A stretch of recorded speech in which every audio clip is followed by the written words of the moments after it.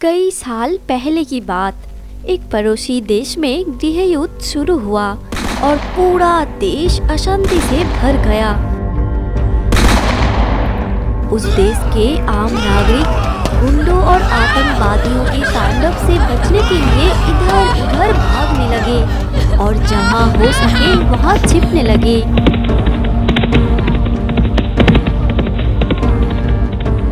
फिर एक दिन रात के अंधेरे में समूहों में लोग अपने अपने घर, गांव तथा देश की माया छोड़कर जितना हो सके उतना सामान लेकर पड़ोसी देश की ओर भाग गए।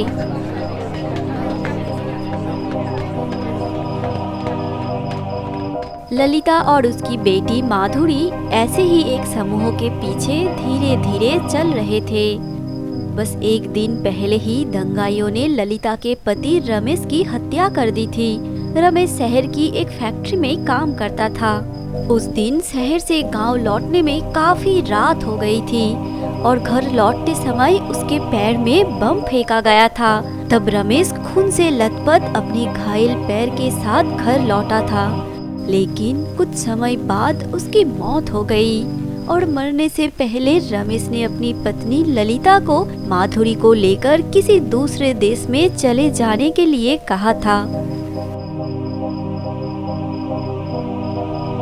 अनजान देश में आकर माँ बेटी कहाँ रहेगी कुछ नहीं पता, इसलिए सड़क के किनारे डस्टबिन के पास पड़ी हुई एक पाइप के अंदर कुछ दिनों तक वे रहने लगे।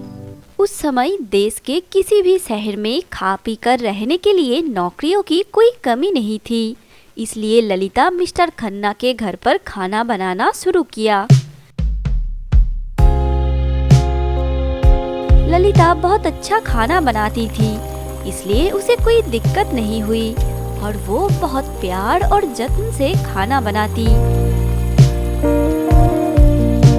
जब ललिता खाना बनाती तब उसकी बेटी माधुरी मिस्टर खन्ना के घर के दरवाजे के सामने चुपचाप बैठी रहती। दिन भर कड़ी मेहनत करने के बाद थका हारा ललिता जल्दी सो जाती, पर छोटी सी माधुरी देर रात तक स्ट्रीट लाइट में पड़ती थी। माधुरी इस बात से बहुत दुखी थी कि पढ़ाई में इतनी दिलचस्पी होने के बावजूद वो स्कूल में भर्ती नहीं हो पाई और ललिता अपनी बेटी का दुख बखूबी समझती थी, लेकिन वो अपने हालात से मजबूर थी। माँ बेटी का जीवन सिर्फ दुखों और कष्टों से भरा था। इतनी मुश्किलों के बीच ललिता बहुत मन लगाकर खाना बनाती और सभी भोजन बहुत स्वादिष्ट थी। मिस्टर खन्ना और उनकी पत्नी अनीता ने ललिता के हाथ से बने भोजन बहुत मजे से खाते। तुम्हें पता है अनीता, ललिता के हाथ का खाना खा के मुझे अपनी माँ की याद आती है। ललिता बिल्कुल मेरी माँ की तरह खाना बनाती है। हाँ जी, आपने सही कहा, और वो स्वभाव से बहुत विनम्र और शर्मीली है। मुझे लगता है शायद इसलिए ललिता हमें कुछ नहीं बोल पा रही है। वो लंबे समय से एक ही वेतन पर काम कर रही है। इस महीने से उसके कुछ पैसे बढ़ा दीजिए। वे बहुत गरीब है। माँ बेटी बहुत कष्ट करके फुटपाथ पर रहती है। दोनों के पास अपना घर भी नहीं है। ललिता की बेटी माधुरी को पढ़ने का बहुत शौक है, लेकिन पैसे के अभाव में ललिता माधुरी को स्कूल में दाखिला नहीं करा पाई। क्या बोल रही हो? तुमने मुझे ये सब पहले कभी नहीं बताया। वो लोग इतने गरीब है, फुटपाथ पर रहते हैं। ठीक है, इस महीने से ललिता की तनख्वाह कुछ और बढ़ा देती हूँ। एक काम करो, अभी ललिता को यहाँ बुलाओ। उस वक्त ललिता खाना बना रही थी। अनीता रसोई के सामने जाकर उसे पुकारा। ललिता, ललिता, एक बार हॉल में आओ, कुछ बात करनी है। हाँ दीदी, अब चलिए, मैं अब भी आई।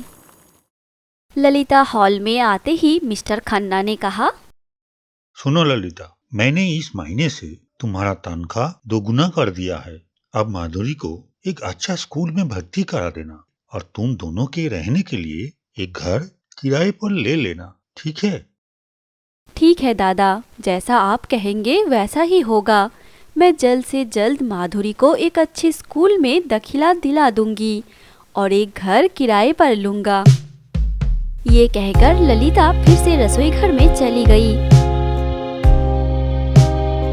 अगले महीने ललिता और माधुरी ने शहर की एक गली में एक घर किराए पर लिया।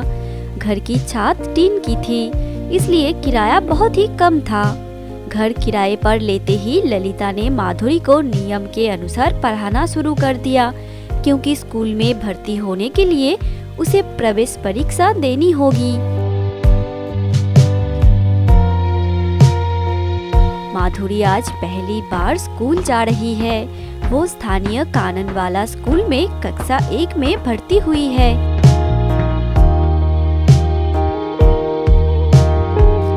देखते ही देखते 13 साल बीत गए।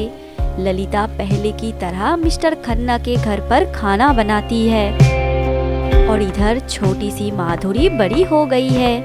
अब वो चारूचंद्र कॉलेज के फर्स्ट ईयर में गणित विषय में ऑनर्स की पढ़ाई कर रही है। और आज भी माधुरी के कॉलेज जाने के समय ललिता पहले की तरह बाहर आती।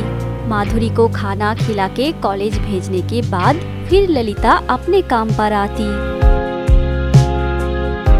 अब माधुरी की उच्च शिक्षा के लिए बहुत पैसे की जरूरत थी और वो केवल ललिता की आय के भरोसे पूरी करना संभव नहीं था। इसलिए माधुरी ने अपने पढ़ाई के साथ साथ कुछ बच्चों को ट्यूशन पढ़ाना शुरू किया है। एक साल बाद एक दिन की घटना है। रोज की तरह आज भी माधुरी कॉलेज जाने के लिए रवाना हुई है, लेकिन आज वो कॉलेज नहीं जाएगी। ये बात वो अपनी माँ ललिता को भी नहीं बताई। तो ललिता को लगा कि उसकी बेटी कॉलेज ही जा रही है। आज माधुरी ने कॉलेज की सड़क नहीं बल्कि दूसरी सड़क ली है। ये सड़क शहर के मुख्य बाजार न्यू मार्केट की ओर जाती है, जहाँ सब कुछ खरीदने के लिए उपलब्ध है। बचपन में अपने पिता की मृत्यु, फिर अपनी मातृभूमि से भागकर पड़ोसी देश में आना, यह सब कुछ माधुरी ने अपने आँखों से देखा है। माधुरी जैसे जैसे बड़ी होती गई, वो अपनी माँ के दर्द को अच्छे से महसूस करने लगी कि कैसे उसकी माँ इस देश में आकर अपनी बेटी को पढ़ा लिखा कर अच्छी परवरिश देने के लिए कड़ी मेहनत करते आ रही है। इसलिए अपनी माँ के लिए माधुरी बहुत दुखी है। माधुरी पिछले 1 साल से ट्यूशन से मिले पैसों से अपना खर्चा चलाकर कुछ पैसे बचाए हैं और आज वो अपनी माँ के लिए एक सोने की चूड़ी खरीदेगी। ललिता के पास कोई सोने का जेवर नहीं है, तो ये करके अगर वो अपनी माँ को थोड़ी सी खुशी दे सकती है, इस आस में वो जा रही है।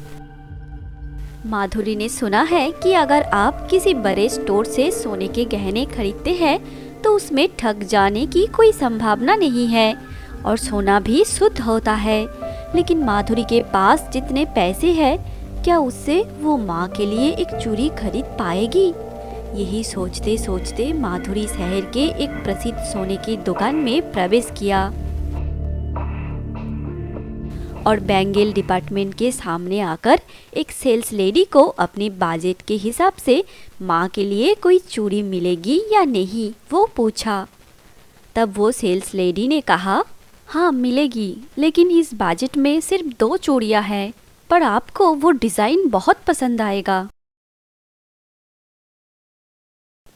फिर उन्होंने उनमें से एक चूड़ी निकल कर दी और माधुरी ने उस चूड़ी को हाथ में उठाई। चूड़ी को देखते ही माधुरी को बहुत पसंद आई। मुझे ये चूड़ी बहुत पसंद है, अभी मैं इसे खरीदना चाहती हूँ, पर मैं सिर्फ एक ही चूड़ी लूँगी। ठीक है, पर चूड़ी खरीदने से पहले एक बार आपकी माँ की चूड़ी का साइज जान लेना जरूरी है। क्या आप अपनी माँ की किसी चूड़ी का नाप लाए हैं? हाँ लाया हूँ, लेकिन माधुरी ने झिझकते हुए अपने बैग से माँ के एक पुराना लोहे का नूह निकाला और उस सेल्स लेडी को दिया। इस चूड़ी को देखकर उन्होंने आश्चर्य से कहा, ये क्या, आप इसके अलावा आपके माँ के और कोई चूड़ी नहीं लेके आए क्या? नहीं, मेरी माँ के पास और कोई चूड़ी नहीं है।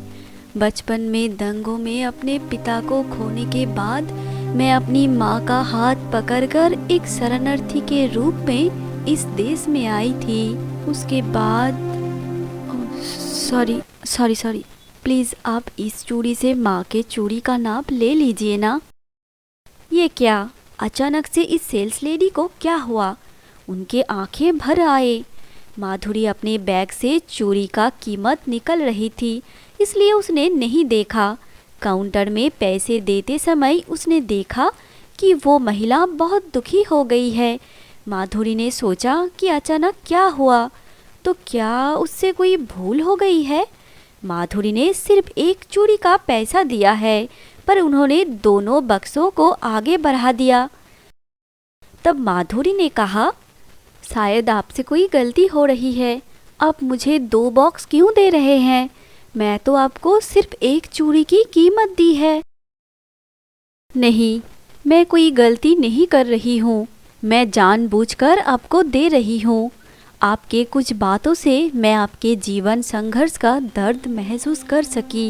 एक शरणार्थी होने की दर्द क्या होती है वो मैं अच्छे से जानती हूँ, क्योंकि मैं भी आपकी तरह इस देश में एक रिफ्यूजी बनकर आई हूँ। आपने अपने पिता को खो दिया, ये बात बहुत दर्दनाक है, लेकिन आपके पास माँ है।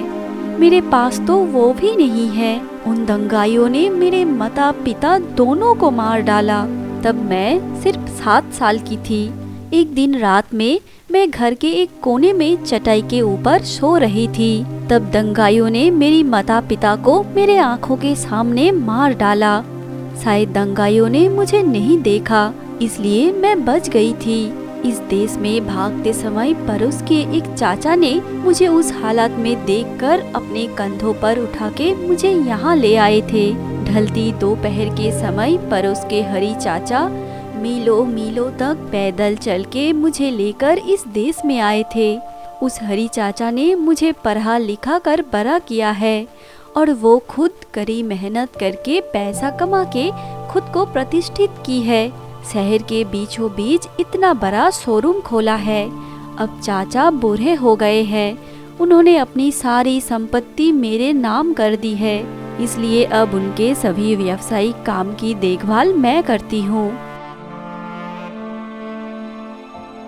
आज मेरे पास जो भी विद्या, बुद्धि और संपत्ति है, वो सब कुछ हरी चाचा की वजह से, जो मेरे पड़ोस के चाचा थे। खून के रिश्ते में तो कोई नहीं थे, लेकिन आज वो मेरे सब कुछ है। वो मेरे माता पिता को वापस तो नहीं दे सके, क्योंकि वो किसी के लिए भी संभव नहीं है। सालों बाद आज अचानक मैं आपके अंदर मुझे देखा। मैं समझ सकती हूँ कि आप बहुत कष्ट करके पैसे इकट्ठा करके फिर अपनी माँ के लिए एक चूड़ी खरीदने आई है। माँ के चेहरे पर थोड़ी सी खुशी देखने के लिए, है ना? भगवान ने मुझसे ये मौका भी तो छीन लिया है। आप अपनी माँ से कहना कि उनके एक और बेटी ने उनके लिए एक चूड़ी भेजी है। सब कुछ सुनने के बाद माधुरी दंग रह गई, इसलिए दूसरी चूड़ी लेने से इनकार करने की कोई जगह नहीं थी। फिर माधुरी ने दोनों बक्सों उठाया और वहां से चली गई।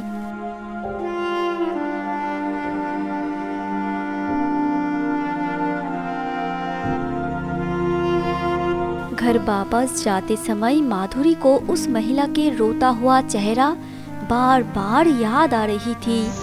इतने सालों तक माधुरी यही सोचती रही कि इस दुनिया में उसके जैसे और कोई इतने दुखी नहीं है, लेकिन आज माधुरी की भ्रम टूट गई है। अब माधुरी को इस बात का एहसास है कि इस दुनिया में कितने लोग सीने में दर्द के साथ जी रहे हैं। ये दर्द सिर्फ गरीबों के छोटी सी घर में ही नहीं, बल्कि शहर के चमचमाते बड़े बड़े शोरूम में भी है। दोस्तों, अब सबको यह कहानी कैसी लगी कमेंट करके ज़रूर बताना, और अगर अच्छी लगी तो ज़रूर लाइक और शेयर करना। और आगे ऐसे ही सुंदर सुंदर कहानियाँ देखने के लिए हमारे चैनल डिंग डोंग हिंदी कहानी को जरूर सब्सक्राइब करके रखना और हमारी कहानियाँ सबसे पहले देखने के लिए पास में बेल आइकन को दबाना ना भूले। Thank you.